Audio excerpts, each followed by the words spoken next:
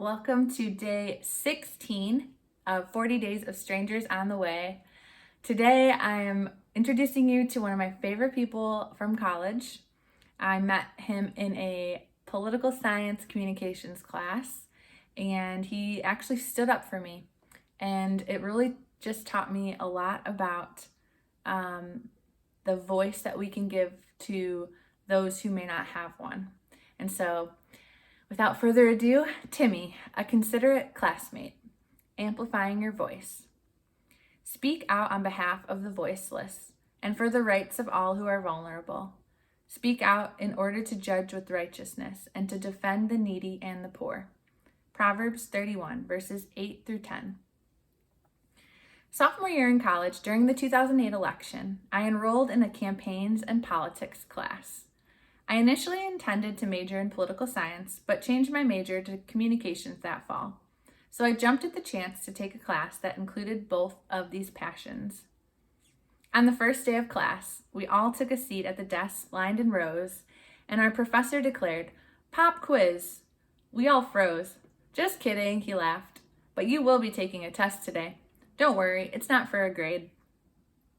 He slid the paper on my desk, and I glanced down at the words. "What is your political ideology?" "Oh, this should be fun," I thought to myself. It was a quiz to understand where we landed on the political spectrum, liberal or conservative. After marking each question, we reviewed the answers and received our score. "Okay, everyone, stand up," the professor said. "If you lean conservative, come to the right side of the room and sit down.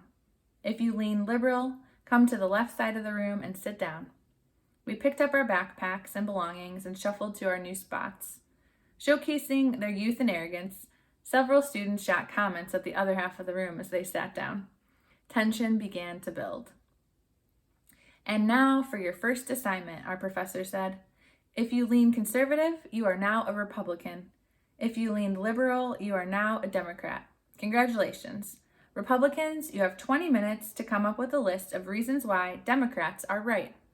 Democrats, you have 20 minutes to come up with a list of reasons why Republicans are right. Ready, set, go." Students began to groan. "Really?" they asked. "We have to defend the other party?"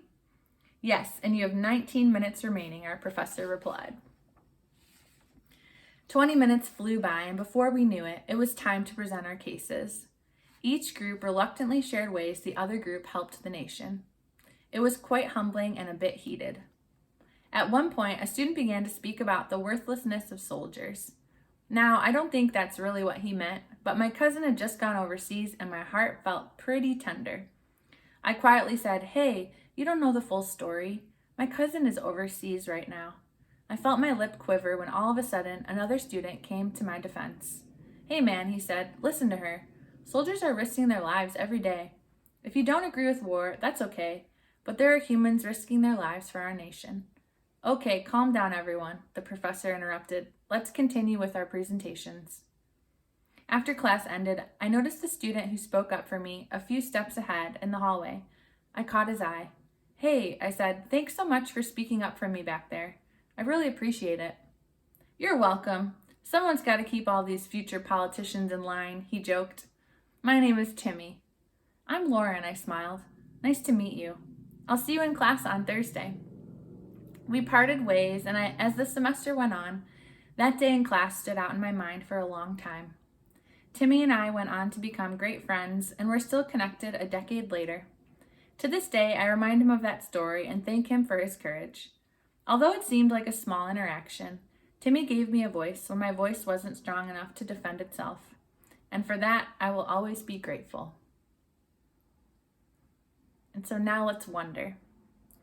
One of my favorite Psalms in the Bible is Psalm 18. God comes to David's rescue.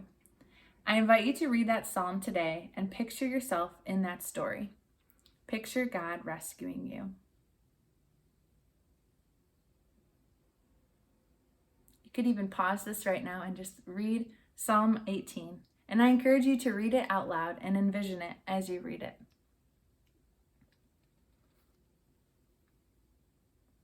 And then let's activate. Throughout the Bible, Jesus consistently speaks about widows, orphans, and foreigners. The kingdom of God often reverses the power systems of the world. Who in your life doesn't have a voice? How can you make space for them or empower them this week? Throughout the Bible, Jesus consistently speaks about widows, orphans, and foreigners. The kingdom of God often reverses the power systems of the world. Who in your life doesn't have a voice? How can you make space for them or empower them this week? And then let's yield. What will you let go of this week to let others be empowered? Invite God to ask you to let go of something in your life this week to bless others. Maybe it will be your time, your home, your finances, or your power. What will you offer to others to elevate them this week? What will you let go of this week to let others be empowered?